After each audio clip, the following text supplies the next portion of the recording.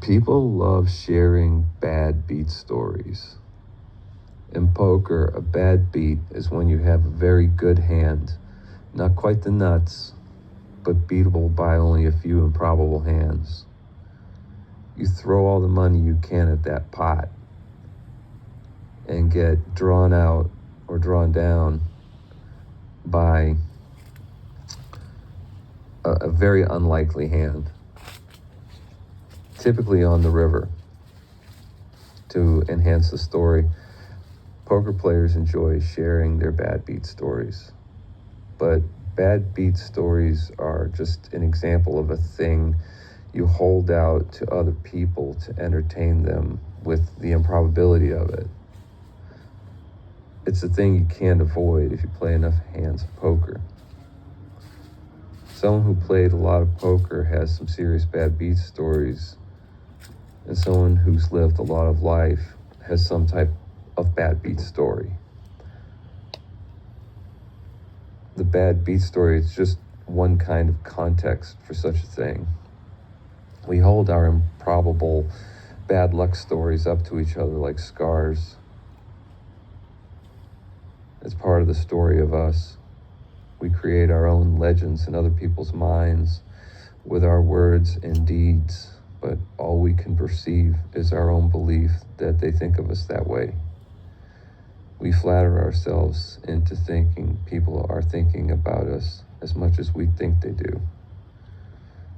That's not to say there aren't people who will think of you obsessively, because there are. It's hard to say what can make a person get obsessed with another person. When the lust of the eyes is still upon a person, sometimes there's just a certain something about someone. And you see that it's unique and that the world would be missing out without them.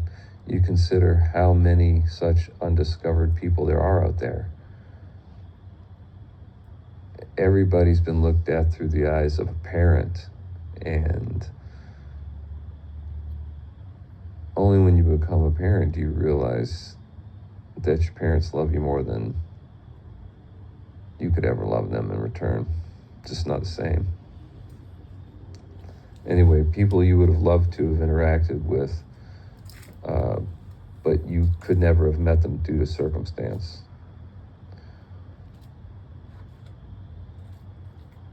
To really get to know people is to know yourself.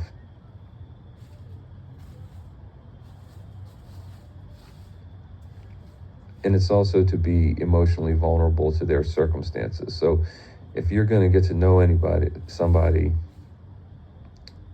for long enough, they're just going to make a mental impression on you. And unless, they're an adversary, you're going to be emotionally vulnerable to things happening to them.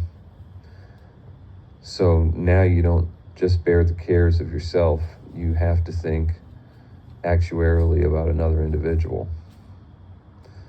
And then you start reproducing. It's been said that for all parents, the world has a hostage. If you're going to have peace, you'll not only have to see perfection in your own personal fate, but that of all beings. The bad beat story can be caught in progress through mindfulness. It can be examined, and the subject of that story can be questioned about its presence in the awareness it claims to represent.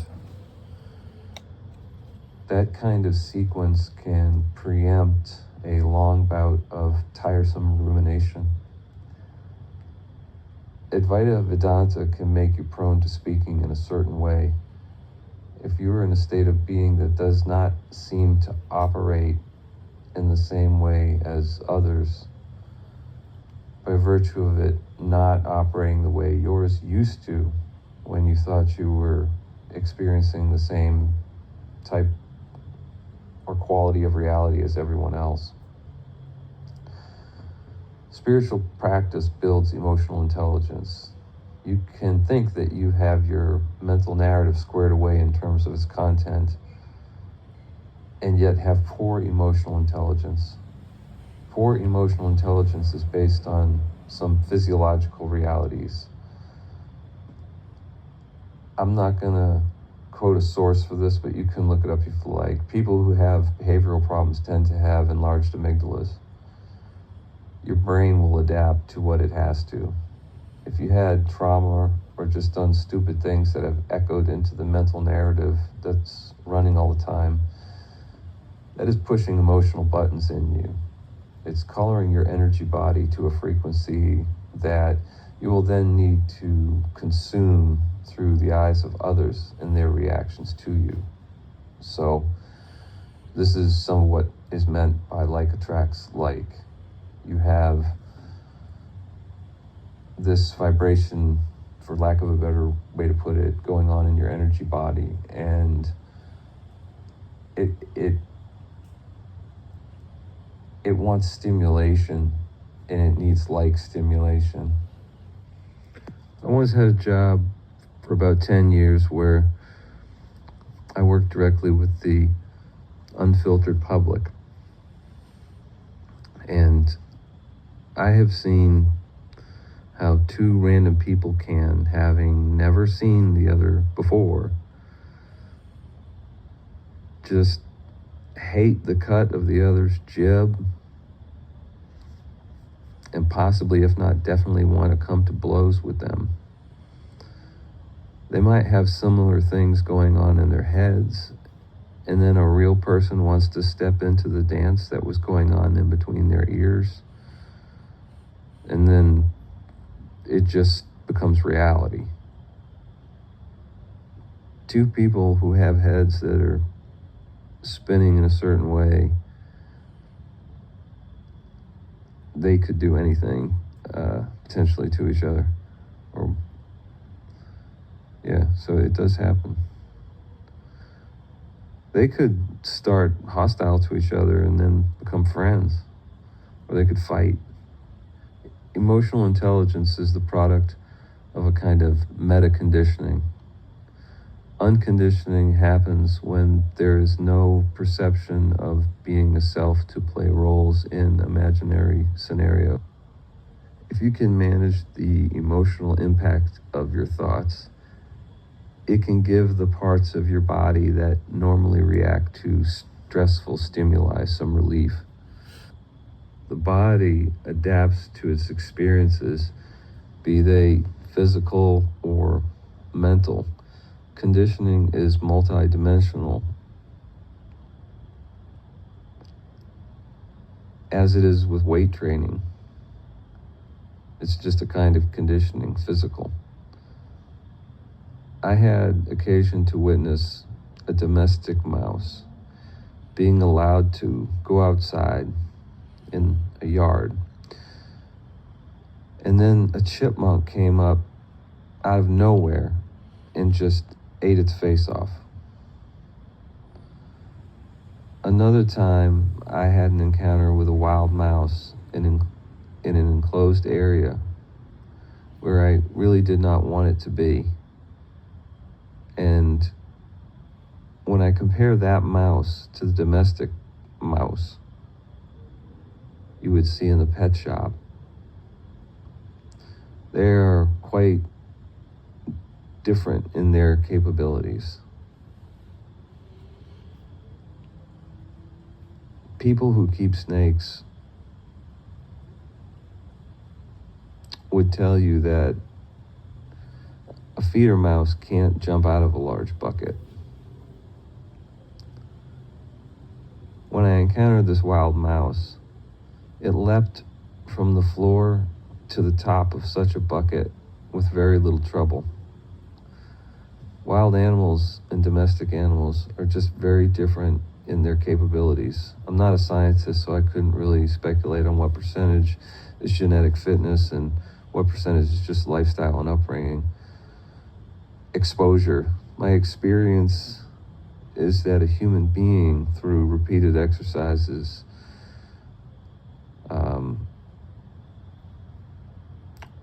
a reliable routine can enhance themselves in just about every dimension.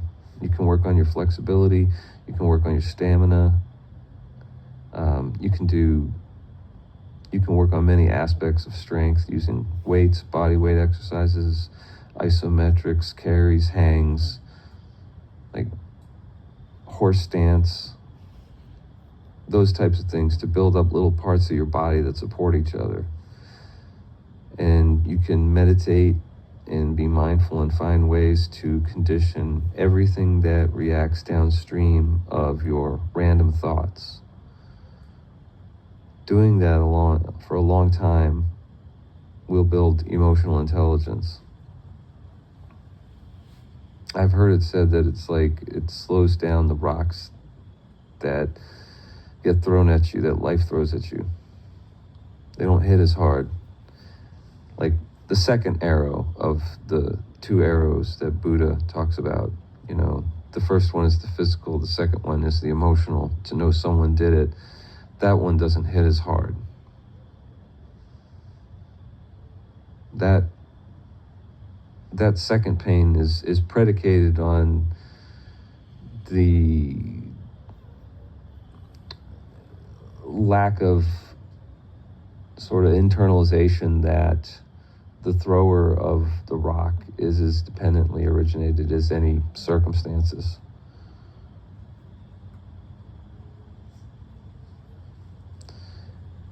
But it's really that there's no sense of being someone to which it could relate, no belief that a visible thing that relates to the circumstance could be the identity of what's aware of it. The relational power of things is all broken up by a combination of seeing things a certain way, like on a systems level rather than a granular content level. So kind of the operating system of the human being, the BIOS, if you will, as opposed to the read-only memory or the RAM or what's in the RAM. If you combine that with an inner practice that reduces the likelihood and magnitude of strong emotional reactions by decommissioning the systems that get beefed up as a response to an abundance to such stimulation, they atrophy. If you can change the shape of your brain, and then by extension, change the shape of those lower parts that the conscious part of your brain talks to, and then by extension, the endocrine system, if that whole apparatus gets effectively retired from service, it seems to decrease like the frequency in megatons of emotional explosion when circumstances don't align with the ideal held in mind. It's like how projectiles get slowed down when they hit water. So I had to use the word projectiles. You have